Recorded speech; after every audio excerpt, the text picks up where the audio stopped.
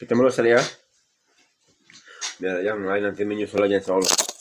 Bismillahirrahmanirrahim. Assalamualaikum warahmatullahi wabarakatuh. Assalatu wassalamu ala asyrafil anbiya'i wal mursalin wa ala alihi washabihi ajmain. Allahumma shalli ala sayyidina Muhammad wa ala ali sayyidina Muhammad, amma ba'du.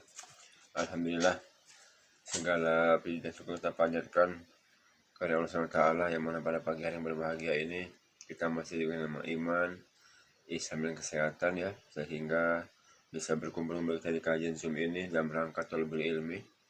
Salam bersama kita panjatkan kunjungan besar kita Nabi Allah Nabi Muhammad sallallahu alaihi wasallam. Allahumma sholli ala sayyidina Muhammad wa ala ali sayyidina Muhammad. Semoga kita nantinya akan mendapatkan syafaat Nabi kita di yaumil akhirat. Amin.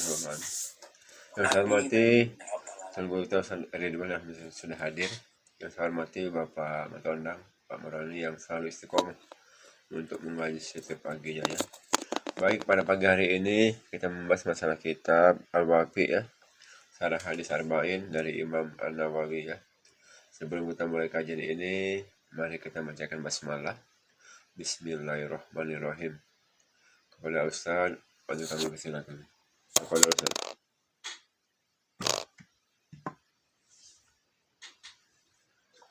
Berapa ya?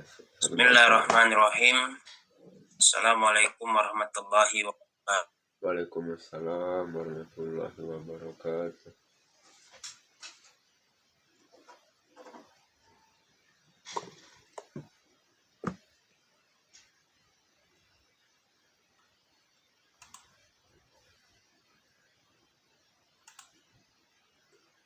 Assalamualaikum Abu Bakar. Waalaikumsalam warahmatullahi wabarakatuh.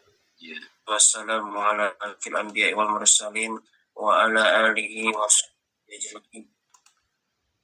Bismillah li sadri wa yassir amri wa hlul 'uqdatam min lisani yafqahu qawli, amma ba'd. Puji syukur kita hadiahkan kehadiran Allah Azza wa Jalla, yang dimana pada pagi hari ini kita masih diberikan nikmat iman, nikmat Islam, nikmat kesehatan, dan nikmat istiqomah. Selanjutnya selawat beriringkan salam kita hadiahkan kepada baginda Nabi besar Muhammad sallallahu alaihi wasallam. Semoga tercurah kepada kita, keluarga kita hingga yaumil akhir kelak. Amin amin ya rabbal alamin. Baik, kita masuk yang ke-11. Akhlak adalah fondasi ya, tegaknya peradaban manusia ya, atau membangun sejarah budaya manusia. Rasulullah SAW mengajarkan sebuah wasiat kepada kita agar setiap individu menata kehidupannya dengan baik dan menata kehidupan masyarakat dengan baik, dengan cara bermuamalah, berinteraksi dengan akhlak yang baik. Bermuamalah dengan sebagaimana yang sudah diwajibkan, yaitu bermuamalah dengan yang baik, sehingga menjadi seorang muslim yang santun. Ia mencintai orang lain, dan orang pun mencintainya. Ia memuliakan mereka dan mereka pun memuliakannya. Berbuat baik kepada mereka dan mereka pun berbuat baik kepadanya. Jika setiap muslim berperan demikian dalam kehidupan masyarakat, yaitu menjalankan kewajiban dengan ridhonya dan ikhlas, maka urusan itu akan menjadi kuat dan akan tercipta budaya yang bernilai luhur. Jemaah sekalian yang berbahagia, ini semua kan bisa terjadi kalaulah manusia itu dibentuk ya. Dalam artian dia diberikan ya nilai Quran, pendidikan ya. Bukan dalam artian ya tiba-tiba manusia langsung begitu, tidak ya. Tapi memang ada nilai luar. Ya, itu apa karakter agama. Itu apa agama Islam. Jadi kalaulah dikatakan ya akhlak ini adalah memang kunci ketenangan dan keharmonisan masyarakat. Dari apa? Dari agama. Ketika akhlak berperan dalam kehidupan umat, maka ia memiliki nilai yang luhur dalam Islam dan membantu untuk meraih segalanya yang maksimal. Cukuplah bagi kita dalil Al-Quran yang hadis Nabi yang menjelaskan untuk menghiasi diri dengan akhlak mulia. Khudhil afwa wa'muru bil urfi wa'arid anil jahilin. Jadilah engkau pemaaf dan serulah orang mengerjakan yang ma'ruf serta berpalinglah dari orang-orang yang bodoh. Dan juga firman Allah Azza wa Jalla dikatakan, idfa billati hiya ahsanu fa idzal ladzi bainaka wa bainahu adawatun ka'annahu waliyul hamim. Tolaklah kejahatan itu dengan cara yang lebih baik, maka tiba-tiba orang yang antaramu dan antara dia ada permusuhan seolah-olah telah menjadi teman yang sangat setia. Ya. Jadi, dan adapun dalil hadis, ya, di antaranya Rasul bersabda, maukah kalian aku tunjukkan tentang sesuatu yang paling dicintai Allah dan paling dekat di antara kalian dengan aku kedudukannya pada hari kiamat? Mereka menjawab, tentu wahai Rasulullah. Dia bersabda, orang yang paling baik akhlaknya di antara kalian. Ya. Katakan, ya rukum aha sinukum hulukoh. Orang yang paling baik di antara kalian adalah yang paling baik akhlaknya. Ini jadi adalah perintah baginda Nabi besar Muhammad Sallallahu Alaihi Wasallam. Ya. Jadi kita berbuat baik, berakhlak baik itu, ya, bukan karena supaya orang lain berakhlak baik, tapi karena itu adalah anjuran, ya, perintah baginda Nabi besar Muhammad Sallallahu Alaihi Wasallam. Ya.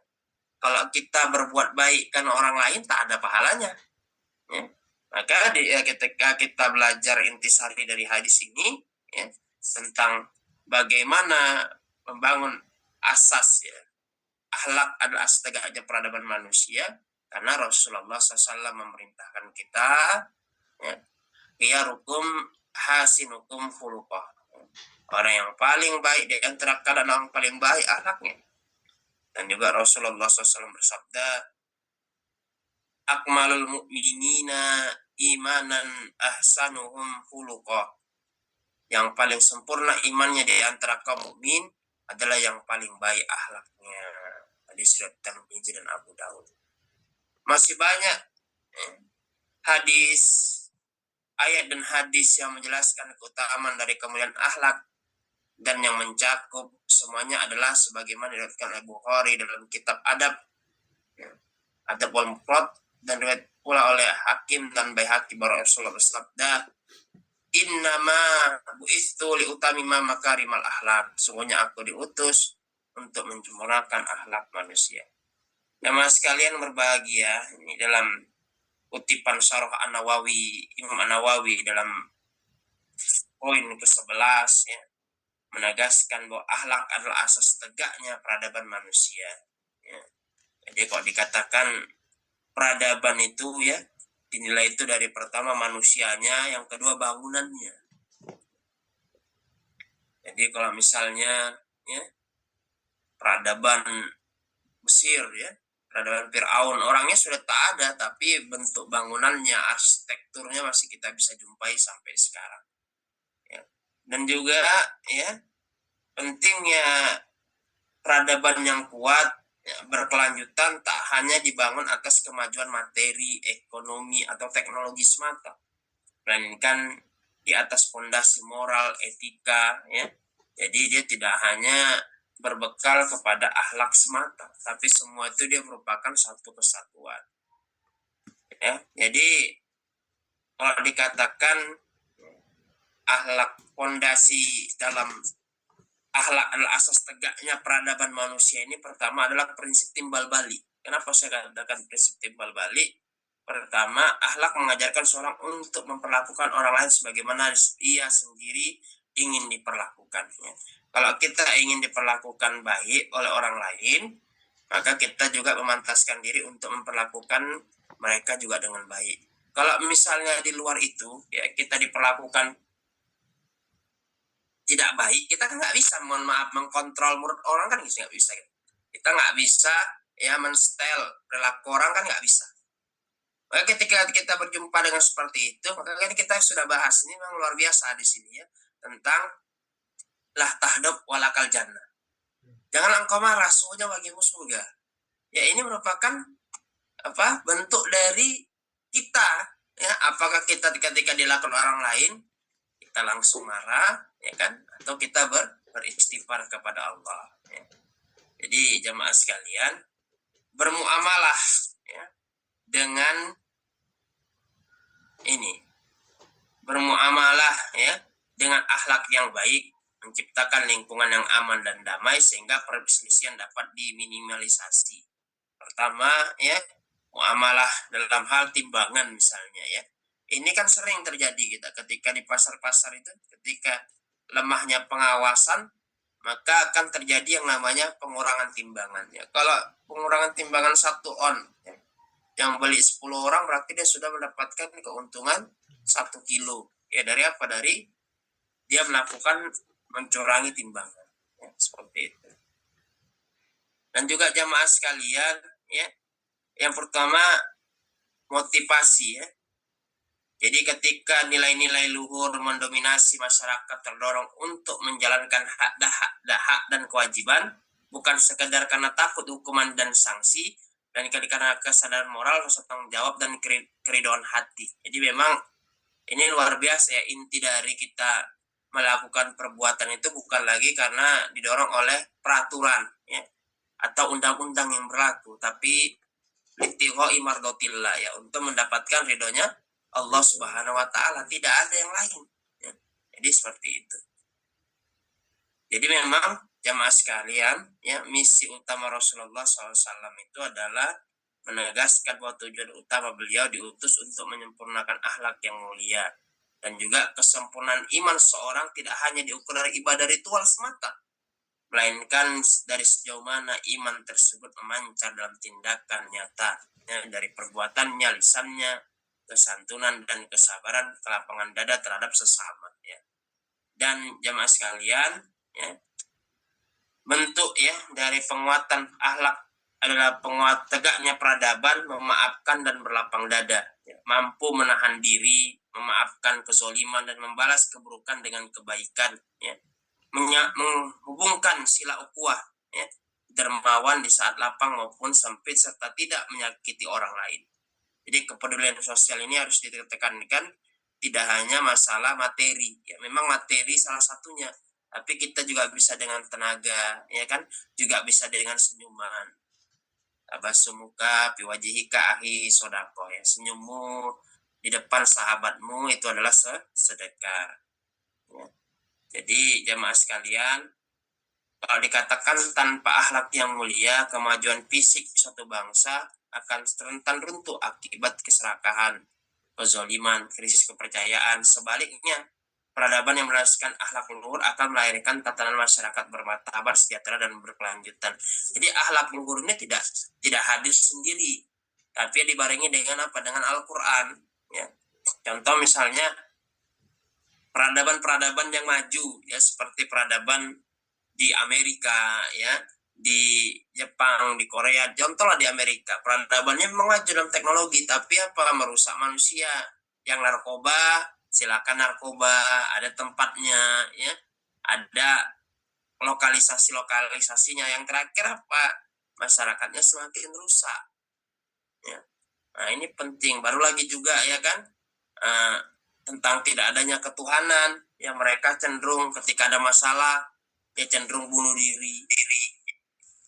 Padahal Allah Subhanahu wa taala ya sudah menegaskan kepada kita bahwasannya ya, wa innamal usri yusra, innamal usri yusra, bersama kesulitan ada kemudahan ya. Jadilah ini tentang bab yang ke-11, tentang apa itu? Tentang akhlak adalah asas tegaknya peradaban manusia. Sampai di sini ada yang mau kita diskusikan atau mau ditanyakan? Baik Pak Ustadz, alhamdulillah. Baik ya Bapak-bapak yang punya buku tuh halaman 145 ya, poin 11. Akhlak adalah asas tegaknya peradaban manusia. Ya, silakan ya, kita buka diskusi. Yang mau bertanya kami persilakan. Silakan. Waduh, siapa itu? Ngantuk Pak Mentondang itu ya. kenyamanannya. Ya Ustaz, kalau belum Ya, ada Pak. mungkin. Ya, Assalamualaikum, silakan Ustaz. Pak Junedi. Waalaikumsalam warahmatullahi wabarakatuh. Ya kalau kita berbicara masalah akhlak yang baik ini Ustaz ya. Ya ini tadi secara kalau pemahaman ilmunya nih udah disampaikan. Tapi mungkin yang perlu kita tindak lanjuti ataupun kita apa yang harus dilakukan terhadap seseorang itu bisa berakhlak, terutama di negara kita ini Ustaz. Ini mungkin salah satu penyebab terjadinya hal-hal yang tidak diinginkan atau hal-hal yang merugikan masyarakat ini mungkin tertumpu juga dari tidak baiknya akhlak ya Ustaz ya. Nah ini kan ya boleh kita ambil lah dari pengelolaan kenegaraan, dari kehidupan bermasyarakat, itu bisa kita lihat dari akhlaknya ini yang tidak sesuai dengan apa yang disampaikan di pelajaran kita yang baru pembukaan ini Ustaz. Nah gini Ustaz, sebenarnya ya kalau mungkin secara pemahaman kita tahulah akhlak ini mungkin dah ada katam lah teman-teman, tapi artinya apa yang harus diperbuat terhadap merosotnya akhlak ini yang terjadi sekarang ini. Kalau di sini kan kita tadi pengajian kita ini tertuju kepada semua umat muslim di Indonesia ini Ustaz ya. Padahal kita hidup di sini kan kita bukan negara agama. Jadi banyak juga umat-umat lain yang juga kita nggak tahu apakah ada juga pemahaman tentang akhlak di umat-umat yang lain selain umat muslim. Nah ini kan kita fokus pada umat muslim. Kita mencontoh Rasulullah, berteman dengan orang-orang yang soleh, itu yang dianjurkan. Nah bagaimana? Karena akhlak ini juga itu lebih besar terbentuk dari kehidupan yang mencontoh orang-orang yang berbuat juga. Ini yang banyak yang terjadi mungkin. Banyak yang terjadi. Orang tuh berbuat, kita nggak tahu apakah itu dia berakhlak, dia mendapatkan pelajaran tentang akhlak, baik itu waktu basicnya, waktu sekolah, ataupun sekarang dalam kehidupan menjalankan akhlak ini. Nah, jadi mungkin pertanyaannya Ustaz, apa yang harusnya dilakukan untuk menginginkan akhlak yang mulia ini di suatu peradaban, taruhlah kita secara besar seperti di negara kita ini kehancuran ini kan karena akhlak ini bisa kehancuran lah suatu peradaban ataupun suatu negara besarnya. Nah ini kan hal sedang terjadi. Nah inilah sebetulnya yang lebih fokus mulai dari tingkat pendidikan di sekolah-sekolah itu sekarang bagaimana? Mungkin Ustadz seorang tenaga pengajar juga, apa yang dilakukan terhadap di sekolah-sekolah itu untuk pemahaman akhlak ini?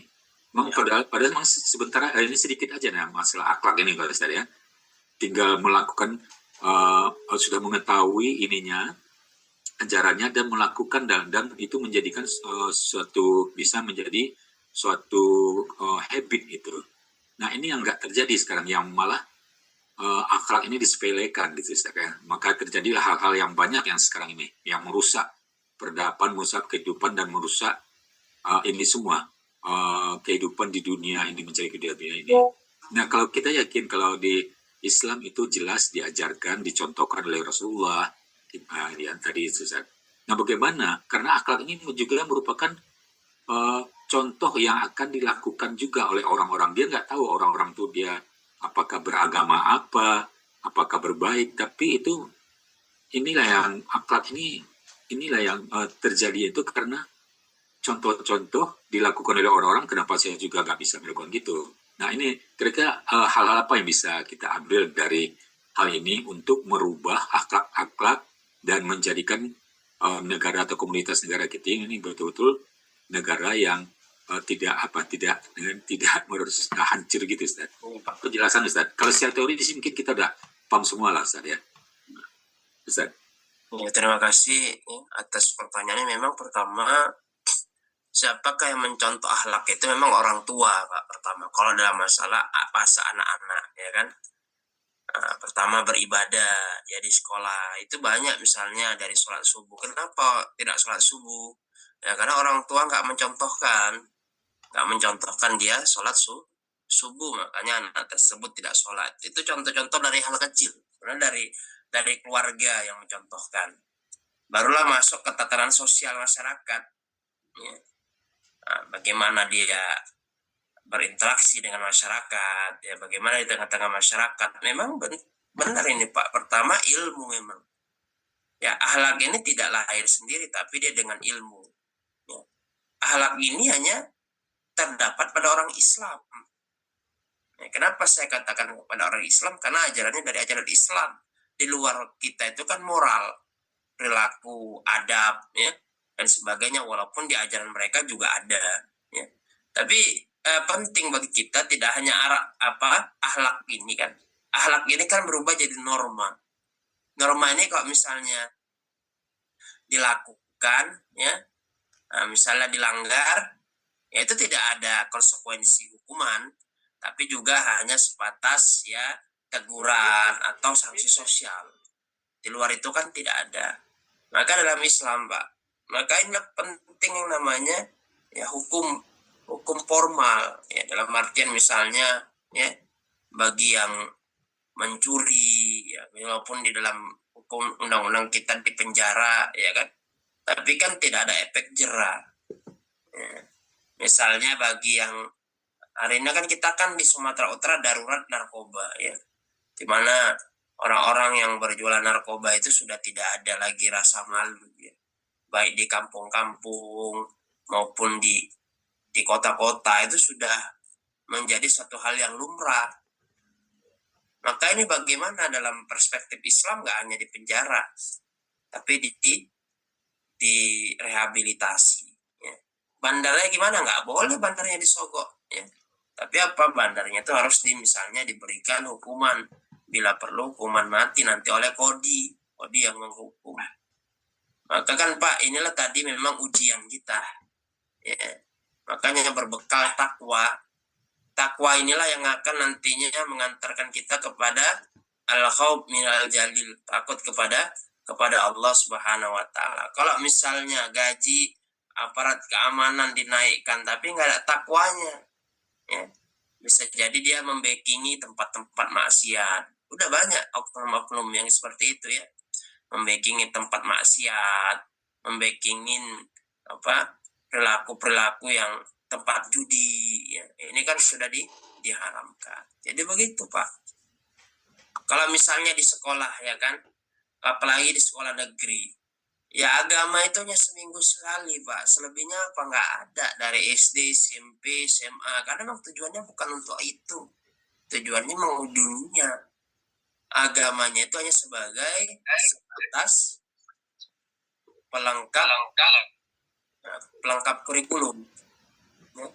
Jadi hanya sebatas sebagai pelengkap kurikulum, bukan suatu kewajiban. Karena memang dunia yang dicari. Ya, jadi kalau misalnya mau anaknya bagus, ya orang tua harus sigap. Orang tua lah yang harus memberikan pelajaran ekstra. Kalau dia sekolah di umum, memang seperti itu Pak.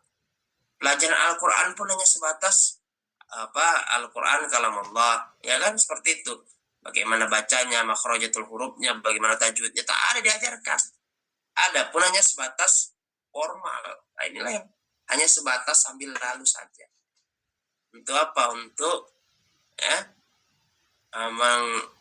menyesuaikan ataupun untuk grade-nya supaya sesuai dengan kurikulum yang ada. Nah, begitulah Pak kalau di sekolah umum, ya. Nah, itu yang terjadi. Apalagi di tengah pergaulan, ya, anak-anak ini kan Pak, kalau dia tidak disibukkan dengan hal-hal positif. Karena kan anak-anak sekolah ini kan belum kerja, ya kan, belum berumah tangga. Apa yang terjadi? Ya itu tadi lagi motor, ya kan, eksistensi diri. Apalagi istilahnya anak-anak Gen Z misalnya, ya kan. Nah, karena itu tadi ada pedomannya, ya, waktu yang seharusnya digunakan untuk nilai mereka dalam artian kemampuan mereka tambah, ya, atau juga nilai untuk mereka, nilai dalam artian menambah kepribadiannya malah disalurkan kepada perilaku menyimpang seperti geng motor, ya.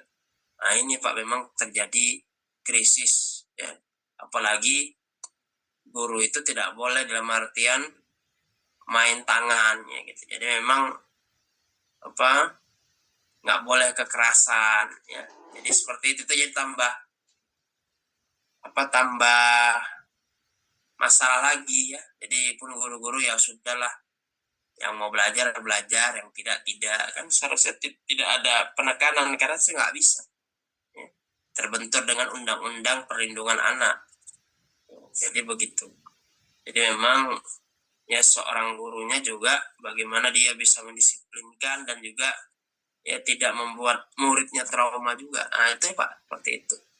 Jadi memang dari pendidikannya, kalau orang yang di luar Islam misalnya, ya, di dalam Islam itu kan bagaimana hukum Islam ini kan tegak secara formal. Ya. Mereka nggak dipaksa untuk masuk Islam, tapi mereka dipaksa dalam artian nilai-nilai kehidupannya mengarah kepada Islam. Kalau kita sekarang ini orang Islam, nilai-nilai kehidupan kita kan mengarah kepada kapitalis. Ya, contoh misalnya 85% pemasukan kita dari pajak, ya apapun dipajakin, ya.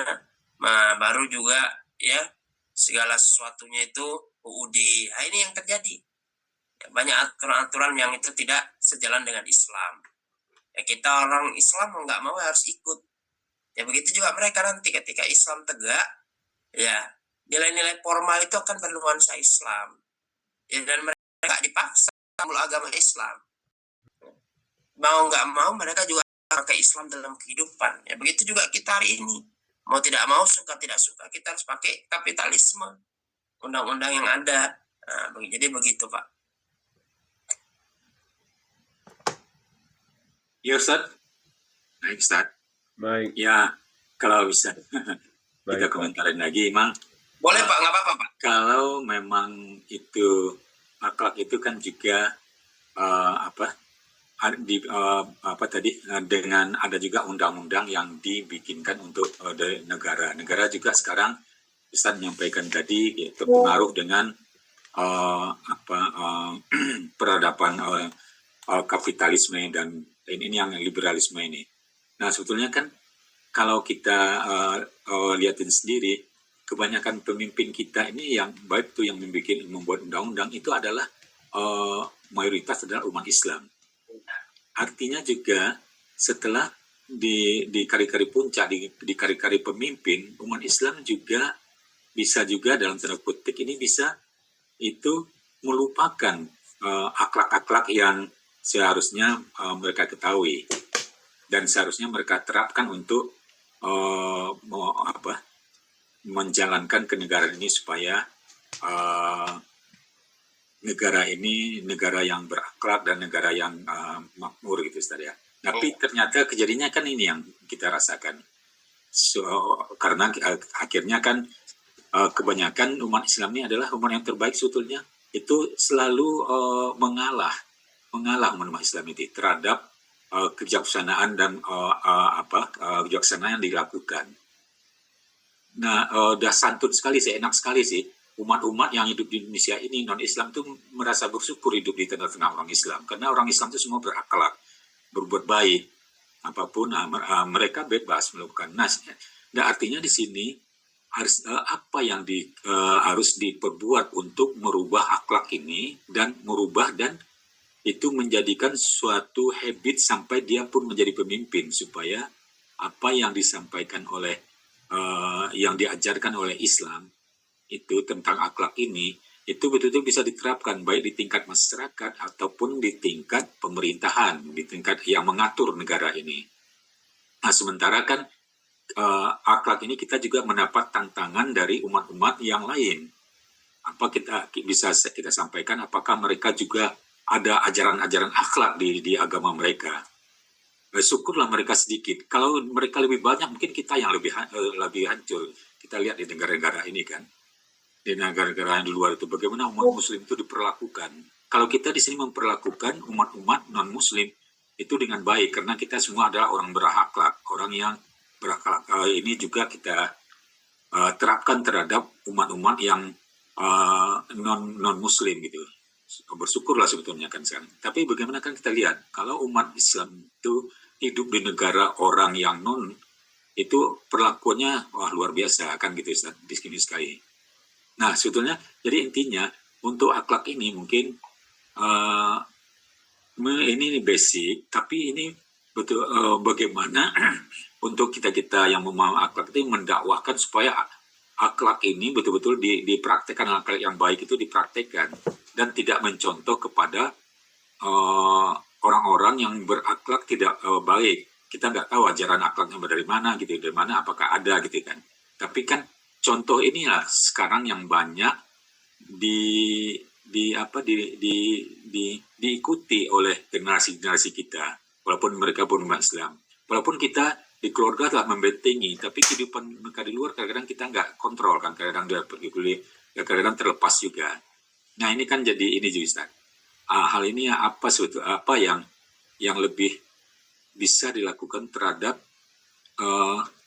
pemahaman akhlak ini di negara kita ini supaya apa yang dipermasalahkan banyak sekali permasalahan sekarang kan ini kan tidak terlepas dari bobroknya akhlak itu Ustaz. Gitu Ustaz. Iya, terima kasih Pak, pertanyaannya luar biasa. Ya memang kita bersyukur ya tinggal di mayoritas Islam ya, kita pun ibadah nggak diganggu ya. Pertama kalau dikatakan tingkat minuman alkohol terbanyak kita tersedikit ya, dalam artian minuman keras tuh kalau dijumlahkan dari seluruh dunia, Indonesia itu minum minuman alkohol itu sedikit dibandingkan dengan negara-negara di luar ya. Kita juga patut bersyukur juga ya. Jadi suatu kenikmatan memang Pak, kita tinggal di mayoritas Islam. Jadi mereka-mereka itu tidak dalam artian ya tidak menampakkan kebenciannya kepada kita. Walan tardo angkal Yahudi walan Nasoro hatta tattabi' millatahum, itu kan benar dalam Quran ya. Orang Yahudi dan Nasrani itu tidak akan ridho kepada siapa umat Islam sampai mereka itu meninggalkan agamanya. Betul. Jadi kalau dikatakan bagaimana caranya tadi ya, memang pertama orang tuanya Pak. Memang nggak bisa kita terlepas dari orang tua, karena ibu itu adalah ummul bilad. Ibu itu adalah pondasinya rumah ya. Jadi kalau ibunya udah tidak di rumah ya, kelayapan kemana-mana ya, maka ya bisa dipastikan pun anaknya juga akan terganggu ya, begitu. Jadi kalau dikatakan kita mulai dari mana Ustadz? Pertama memang mulai dari rumah kita ya. Apalagi dari kajian anak kita ya kan. Jadi kok bapak-bapak sudah punya basic ini kajian dari Senin sampai Jumat ya. Jadi Sabtunya kajian dengan anak-anak ya. Jadi misalnya kitab Nafsiyah ya dibaca aja per lembar, anaknya suruh baca ya kan. Nah, nanti kalau ada anaknya nggak tanya nggak ngerti bisa tanya sama saya ya kan, bisa tanya sama guru yang lain. Itu contoh konkretnya Pak ya, contoh konkret untuk kita supaya kita berakhlak baik. Nah itu contoh kita dalam kehidupan. Contoh yang paling ekstra itu adalah kita kembali ke ajaran Rasulullah ya. Kita dakwakan, kita ajak ya, kita ajak berdiskusi. Memang ya manusianya kan tidak seperti ya benda mati. Manusia ini kan punya informasi ya, setiap hari kita berubah Pak, bisa berubah ke arah lebih baik, bisa ke arah lebih buruk. Nah, jadi begitu Pak. Jadi memang mau tidak mau pertama kepada keluarga kita, bentengi anak-anak kita ya, karena kita sebagai kepala keluarga ya, ku ampusakum wa ahlikum naron, jagalah dirimu, keluargamu dari segala api neraka ya. Memang di situ kan pertama kita sebagai kepala rumah tangga. Yang lebihnya memang mengaturan. Contoh misalnya kan, yang ringan saja, buang sampah. Hari ini kan tengok orang buang sampah sembarangan, ya, kotor misalnya. Kalau di negara-negara luar itu kan Pak memang jelas aturannya, buang sampah, misalnya denda 50 juta, ya kan, tangkap orang yang buang sampah, dan juga CCTV di mana-mana ya. Dalam artian ya ini untuk menjaga ya, CCTV di area-area umum ya, area-area jalan yang untuk memudahkan sebenarnya itu kan bisa dilihat. Tapi kan hari ini nggak nampak ya, nggak berjalan ya, bisa jadi dari struktur oknumnya ya, ataupun dari pemerintahnya kan nggak jalan ya. Jadi kan seperti itu Pak. Jadi kalau dikatakan ya di Indonesia ini kan kita tinggal luar biasa, dalam artian ya masyarakatnya kalau dia nggak berpikiran Islam tapi kan perasaannya Islami ya, masih banyak orang yang perasaannya Islami, tinggallah pemikirannya yang belum ya. Jadi kalau pemikirannya perasaannya sudah Islam ya insya Allah Islam itu tegak.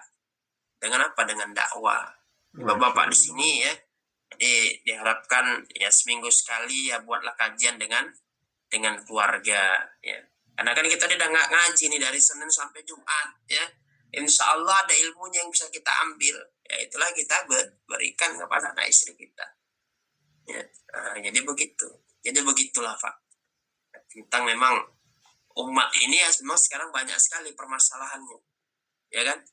Jadi kalau dikatakan itu wa may yattaqillaha yaj'al lahu makhraja wa yarzuqhu min haitsu la yahtasib. Ya. Jadi Allah itu ya yang beriman bertakwa, Allah akan memberikan jalan keluar dan rezeki yang tidak disangka-sangka. Ya. Kita boleh punya banyak persoalan hidup ini, tapi yang kita harapkan kepada Allah apa? Jalan keluar kan. Ya. Yang kita harapkan kepada Allah itu adalah ya kita boleh banyak persoalan tapi jalan keluar. Ya. Dalam artian kuncinya ya apa? Kita boleh punya persoalan hidup yang banyak, tapi kita punya jalan keluar. Ya. Kita punya ya solusi, ya jawaban untuk menjawab persoalan itu. Yang bahaya kan kita punya banyak persoalan, tapi nggak punya jawaban, ya nggak punya jalan keluar. Ya ini masalah ini. Ya. Jadi kok dikatakan manusia ini sejatinya punya masalah hidup. Kalau tak mau ada masalah mati saja, tapi pun mati juga ada persoalan nanti, persoalan di alam kubur. Ya. Nah, jadi begitulah Pak tentang ya kondisi masyarakat kita pada hari ini. Begitu Pak. Masya Allah. Itu Pak ini dia. Jadi istilahnya peran kedua orang tua itu harus aktif ya. Jangan kita langsung menyerahkan ke sekolah. Jangan. Pokoknya orang tua itu harus aktif. Begitu dia. Baik ya, kita buka lagi yang berikutnya, silakan yang mau bertanya. Silakan, ada Pak di sini, ada Pak Aan, Pak Meroni, Pak Nur, Pak Mentondang, banyak ini. Silakan. Tentang akhlak adalah tegaknya peradaban manusia. Jadi ditengok dari situ Pak Ustadz ya. Kalau manusia bagus berarti insya Allah udah bagus lah negara itu Pak Ustadz ya. Tapi ini sekarang di negara kita nih, aduh, alhamdulillah ini. Iya itu Bapak. Kadang akhlak yang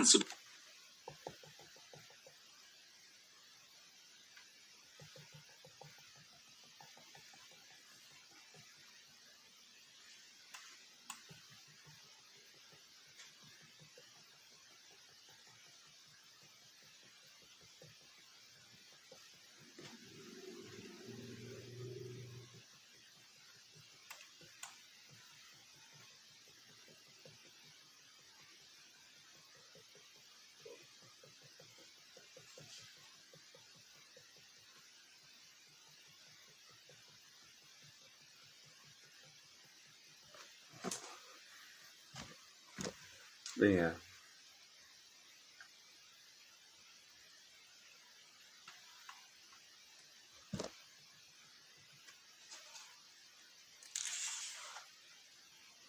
Dua belas ke 13.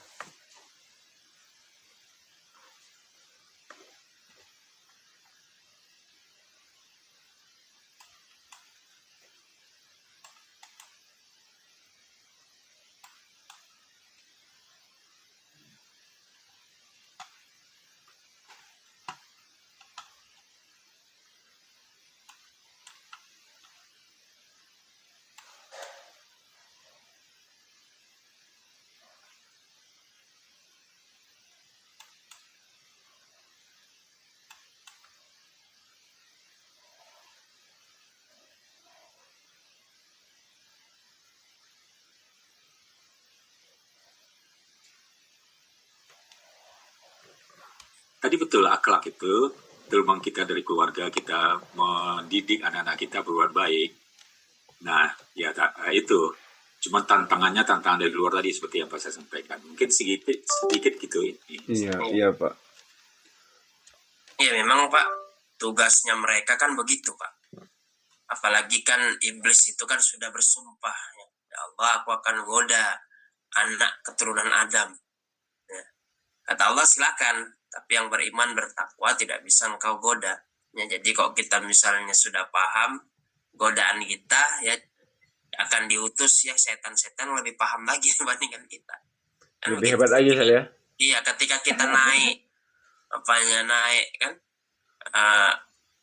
yarfa'illahu alladhina amanu minkum. Ya, jadi Allah itu ya kan, Allah akan naikkan beberapa derajat orang-orang beriman dan orang-orang berilmu di antara kalian. Ya. Jadi kalau misalnya dan naik derajat kita, ya setannya naik lagi lah derajatnya. Nggak mungkin setan-setan yang udah nggak bisa lagi menggoda kita. Nah, gitulah Pak. Carilah dia ya. Namanya kita ujiannya di dunia begitulah Pak. Iya, yang lebih berat itu Ustaz, setan-setan yang berbentuk manusia ini. Iya. Yang kan ada yang bentuk ya setannya iblis, kita nggak lihat ininya. Tapi yang godaan terberat itu setan-setan yang kan ada disebut setan itu yang berupa manusia itu Ustaz ya. Itu yang lebih setan ini yang lebih nyata kita hadapi gitu kan. Orang dia manusia ya pasti ada wujudnya kita lihat, cuman perilakunya itu untuk menyesatkan kita ini kadang-kadang ini yang tidak disadari setan-setan berbentuk manusia nih Ustaz. Iya, itulah Pak, memang itulah ujian kita Pak.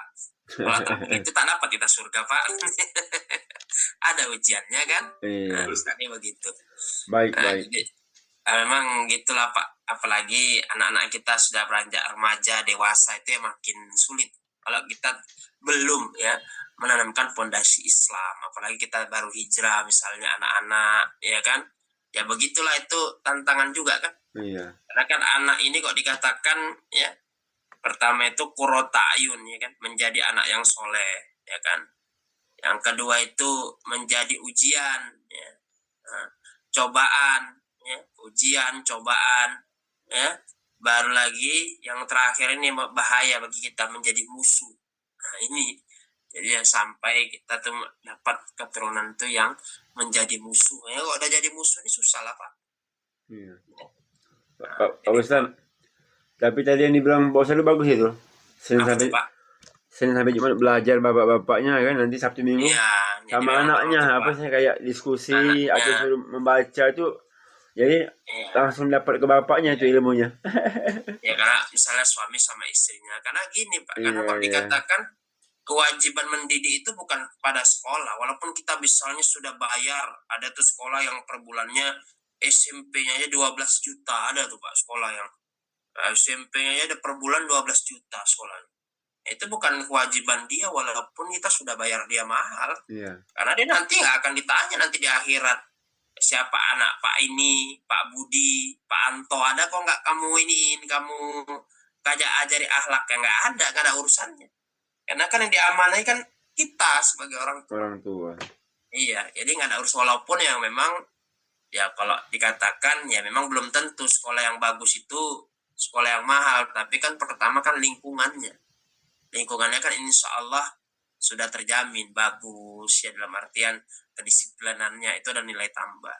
Tapi kan selebihnya bukan kewajiban dari sekolah, ya kan? Apakah anak bisa baca Al-Quran atau tidak, ya itu bukan kewajiban mereka hanya memfasilitasi. Ya, kita lah sebagai orang tua yang akan mengupgrade diri lagi, ya kan? Nah, jadi seperti itu Pak. Ya. Ini bagus ini Bapak ya, nanti saya kirim ke Bapak nih. Yang masalah apa? Inginkah aku beritahukan kepada kalian sesuatu yang paling dicintai Allah dan akan mendekatkan kepada surga? Apa itu tadi? Orang yang terbaik di antara kalian adalah orang yang paling baik akhlaknya. Itu. Jadi nanti saya kirim ke grup ini. Bagus itu Pak. Itu mantap ada lagi itu. Bapak, biar kita lanjut atau mau bertanya lagi juga nggak apa-apa. Ini masih Bapak di 640 ya. Saling berbagi. 645 mungkin ada pengalaman ya, jadi menambah juga. Ya silakan Bapak yang mau bertanya. Kalau tak ada kita masuk lagi nih ke poin ke-13. Ke-12 ya, Ke-12 ke-12. Pak. Ya. Lanjut bentar Pak Ustadz, kayaknya belum ada nih. Silakan lanjut Pak Ustadz. Oke, kita lanjut. Lanjut sebentar. Masuk ke poin 12.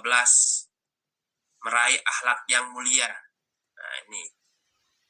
Setiap manusia dapat meraih akhlak yang mulia sebagaimana dengan riwayat Hakim dan lainnya lafaz yang berbeda dari Mu'adz. Rasulullah SAW bersabda, ya, baguskanlah akhlakmu terhadap orang lain, dan lafaz lain, dan baguskan akhlakmu sesuai dengan kemampuanmu.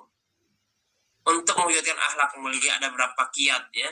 Pertama, ya, dalam kita berakhlak baik itu ada kiat-kiatnya. Ya. Pertama, mengikuti Rasulullah Shallallahu Alaihi Wasallam, ya, menjadi qudwah, contoh. Ya. Pertama itu mengikuti Rasulullah dalam setiap akhlaknya. Allah Azza wa Jalla merintahkan kita untuk mengikuti sunnah Rasulullah sebagaimana firman-Nya, laqad kana lakum fi Rasulillahi uswatun hasanah. Ya, sungguh telah ada pada diri Rasulullah itu suri teladan yang baik bagi. Jadi kalau asbab nuzul ayat ini luar biasa sebenarnya. Ya, pada saat itu perang Ahzab, ya Bapak sekalian ya. Itulah dimulainya ada orang-orang munafik. Ya. Jadi Rasulullah itu ya, kalau dikatakan itu perang Ahzab itu luar biasa itu, ya. Melawan kafir Quraisy ya, aliansi Mekah ya, yang itu jumlahnya luar biasa banyaknya ya. Dalam artian perang Ahzab itu orangnya itu dari kafir Quraisy itu luar biasa. Itu 10.000 ya, melawan 3.000 prajurit ya. Nah, jadi 10.000 melawan 3.000 prajurit. Coba Bapak bayangkan, kalaulah kita hanya berdasarkan rasional akal saja, ya itu gimana itu ya, 3.000 melawan 10.000, pasti secara akal ya kalah lah ya kan. Nah ini ya, jadi pada saat itu Rasulullah diuji ya. Ya itu udah seperti hidup dan mati itu Pak sebenarnya. 3.000 melawan 10.000 seperti hidup dan mati. Maka ayat ini turun, laqad kana lakum fi Rasulillah uswatun hasanah. Sungguh telah ada pada diri Rasulullah itu suri teladan yang baik bagimu. Ya. Jadi banyak yang tak ikut, masalah bisnis, masalah anak, masalah istri. Ya. Dan juga kita mengetahui bahwasannya Rasulullah SAW memiliki akhlak yang mulia di mana Allah mengabadikan sifatnya dalam Al-Quran, wa innaka la'ala khuluqin azim, dan sungguhnya kamu benar-benar berbudi pekerti yang agung. Jadi inilah ya salah satu bagaimana kita ya menguatkan diri ya, bahwasannya dalam meraih akhlak mulia itu memang harus meneladani Rasulullah SAW. Ya, tidak ada yang lain, memang harus meneladani Rasulullah. Ya. Nah, jadi tidak ada cara yang lain ya. Kita itu harus meneladani Rasulullah. Dalam apa? Dalam hal beraktivitas. Ya. Kalau tidak semuanya, sebagian ya, tapi kita usahakan. Jangan yang enak-enaknya saja. Tapi juga bagaimana Rasulullah ya, itu dalam perang Ahzab itu juga ikut menggali parit. Ya, kalau dalam istilah riwayat itu 2 meter kali ya. Itu kalau misalnya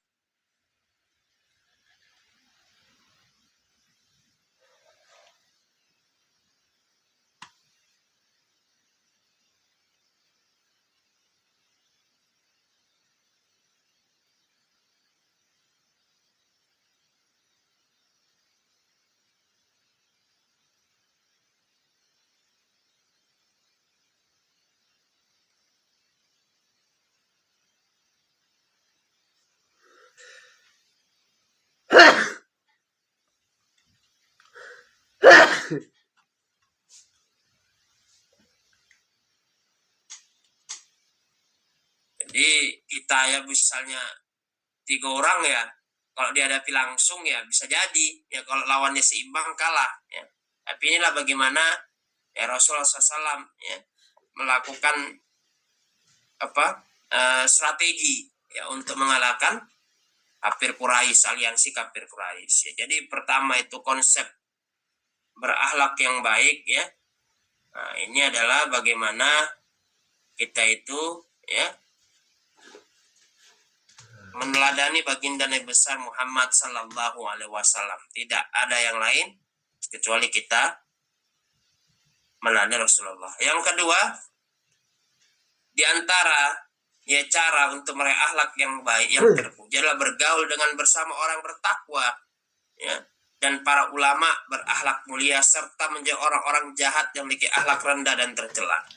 Allah Subhanahu wa taala berfirman, "Wasbir nafsaka ma'al ladina yad'una rabbahum bil ghadawati wal 'ashyi yuriduna wajha wa la ta'du 'ainaka anhum turidu zinatal hayatid dunya wa la tuti man a'falna qalbahu an dzikrina wattaba'a hawahu wa kana amruhu furuta." Dan bersabarlah kamu bersama dengan orang-orang yang menyoroknya di pagi dan senja hari dengan mengharap keridhoannya, dan janganlah kedua matamu berpaling dari mereka karena mengharapkan perhiasan dunia ini, dan janganlah kamu mengikuti orang hati telah kami lalaikan dari mengingat kami serta menuruti hawa nafsunya, dan adalah keadaan itu melewati batas. Jadi jamaah sekalian, bergaulah dengan orang-orang soleh ini benar Pak, berdampak kepada kita ya. Bukan berarti kita tak boleh bergaul dengan orang yang tak soleh misalnya, tapi itu dapat memberikan dampak ya. Jadi kita hidup di dunia ini selalu mempengaruhi dan dipengaruhi. Kenapa? Dari informasi yang kita dapat ya. Jadi berkumpul, bersabar bersama orang-orang yang bertakwa, berakhlak mulia dan para ulama, serta menjauhi lingkungan buruk atau tidak bermoral ya.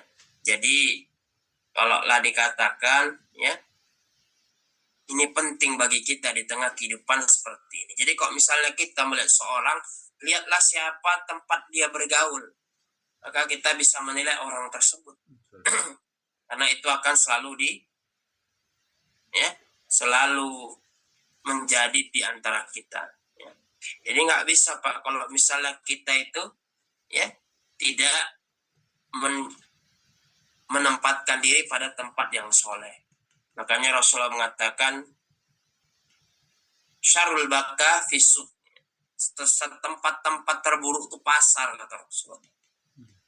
Pasar itu tempat terburuk. Wa khairul baka fil masjid.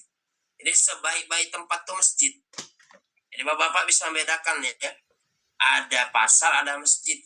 Nah, pasar itu tempat orang berniaga ya, tempat orang berdusta ya, tempat orang lupa waktu ya. Nah, jadi kalau sekarang tuh ya mall bisa ya, pasar tradisional orang sampai lupa waktu ya. Kalau kita di pusat perbelanjaan itu 3 jam nggak terasa ya. Nah, misalnya di masjid orang buru-buru ya kan. Nah, ini kadang menjadi pembelajaran bagi kita. Baik. Nah, sampai di sini ada yang mau kita tanyakan, kita diskusikan. Ada waktu sekitar 5 menit lagi. Ya, mungkin satu pertanyaan lah ya. Satu pertanyaan.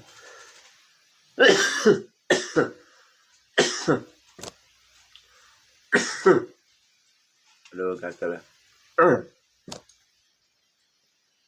Silakanlah Bapak. Bapak yang kita tanyakan, mau didiskusikan tentang bab ini nih, luar biasa, tentang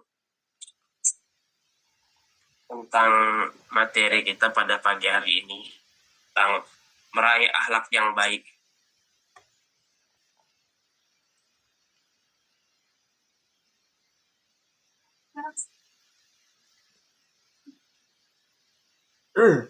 Ada Pak Pakar mau didiskusikan, ditanyakan? Kayaknya orang yang cukup ya Mas. Ya, ini berkaitan dengan kita ya, meneladani baginda besar Muhammad sallallahu alaihi wasallam ya. Jadi kalau kita berteman dengan alim ulama, orang-orang soleh ya kan, itu akan menambah ya ketakwaan kita.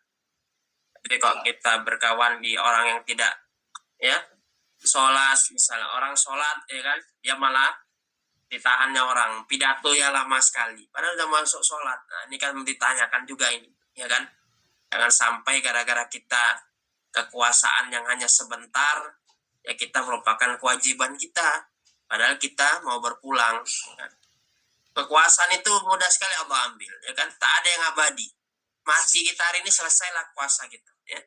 Jadi manusia ini rata-rata pingin, makanya jabatan itu manis, tapi menyebabkan kita menjadi apa? Menjadi kita malu, ya, menjadi penyesalan kita nanti bertemu dengan Allah Subhanahu Wa Taala. Jadi kalau orang udah menjabat ini, pingin dia menjabat selamanya. Nah, inilah kita ini, ya, manusia itu siapapun dia, ya.